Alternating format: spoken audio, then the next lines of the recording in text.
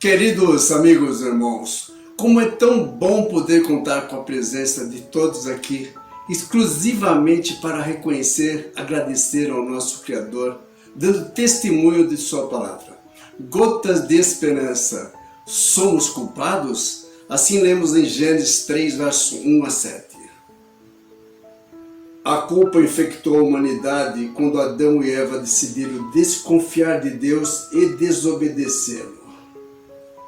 Nosso querido irmão Denis Versiani tem uma frase muito relevante para a nossa concepção de culpa. A culpa, quando não admitida, é um ácido corrosivo que destrói lentamente a mente e o corpo. Lembro-me de uma história a despeito do sentimento de culpa. Ele se sentou do lado dela no sofá naquela noite chuvosa. O coração dele estava em pedaços. "Me perdoa, eu errei", ele disse, baixinho, com lágrimas nos olhos. 2 dias antes, ele perdeu a calma e gritou com ela na frente das crianças. Ele achava que estava com razão, mas mesmo que estivesse, nada justificaria falar aquele monte de lixo para a mulher da vida dele, na frente dos seus tesouros mais preciosos. Ele até havia forçado uma conversa com ela, como se nada tivesse acontecido. Mas ele via nos olhos dela, não raiva ou ira, mas uma tristeza profunda de um coração partido. "Eu amo você, você sabe disso, mas eu sou egoísta. Eu errei e preciso de ajuda, preciso de perdão." Demorou para fechar a ferida no coração dela, mas aquela dura experiência foi o primeiro passo para a restauração de um casamento que estava a ponto de fracassar. Esta história verdadeira é um claro exemplo de que a culpa surge do erro. É tanto uma situação de alguém que faz alguma coisa errada, como um sentimento que acusa uma consciência suja. Também é uma condição jurídica e moral de alguém que comete um crime. A culpa pode ser positiva, pois pode ensinar o culpado. Queridos amigos e irmãos, quando um garotinho de 8 anos derruba o seu copo de água sobre o prato cheio de comida, depois de ter sido alertado pelo pai, e o prato transborda sobre o uniforme que o pai já havia pedido para tirar, a culpa que ele sente lhe mostra que foi muito errado desobedecer. Assim, ele aprende que obedecer é o certo a fazer e pode livrá-lo da bronca e do castigo. Logo, na medida certa, a culpa pode ser uma boa ferramenta para ensinar tanto o adulto quanto a criança no caminho em que deve andar. Mas acredite, a culpa também é terrivelmente destruidora. Ela corrói a alma, da mesma forma que Satanás enganou Eva. Ele nos engana hoje, disfarçando o pecado com prazer, êxtase, sensação de poder, aventura e uma falsa liberdade. Mas quando pecamos, nossa mente e nosso corpo são degradados pelos seus defeitos destrutivos. E é o próprio diabo que não hesita em apontar o dedo para nós e nos declarar culpados diante de Deus. Satanás é culpado pelo nosso pecado? Em grande parte. Mas há um outro lado, não vamos pecar se não consentimos com o erro. Por isso, sempre que nós consentimos em pecar, enganados ou não, somos responsáveis por nossos erros.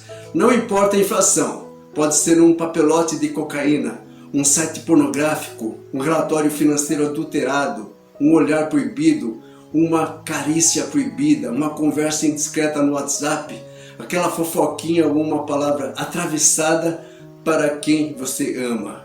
Qualquer erro que você faça, grande ou pequeno, vai gerar o sentimento de culpa, porque você sabe que não deveria ter feito isso. Se a culpa leva você a um arrependimento genuíno, glórias a Deus, mas geralmente não é isso que acontece. O ser humano, em sua tolice exacerbada, força os limites da consciência. É aqui que a culpa começa a nos corroer de dentro para fora. Pode ser que você finja que nada aconteceu. Você se culpa de outras atividades, esperando que o tempo varra a sujeira para baixo do tapete da alma. Às vezes você tenta compensar o peso na sua consciência por um ato de bondade, por alguém que você magoou, ou até mesmo por uma boa obra de caridade, como se isso pudesse compensar o saldo negativo na conta da vida. Mas o problema é que a sujeira está lá e a culpa sempre volta para atormentar a sua memória. Mas Deus demonstra que seu amor por nós, pois Cristo morreu em nosso favor quando éramos pecadores.